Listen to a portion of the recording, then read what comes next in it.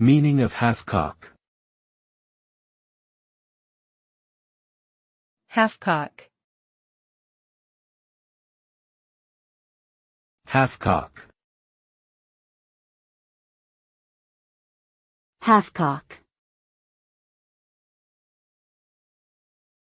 Half-cock.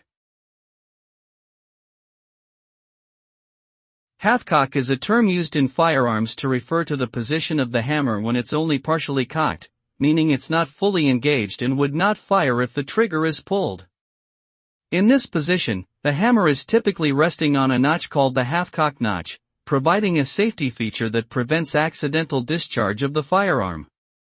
If the trigger is pulled while the firearm is at half-cock, it may cause the gun to misfire, or it may simply not fire at all.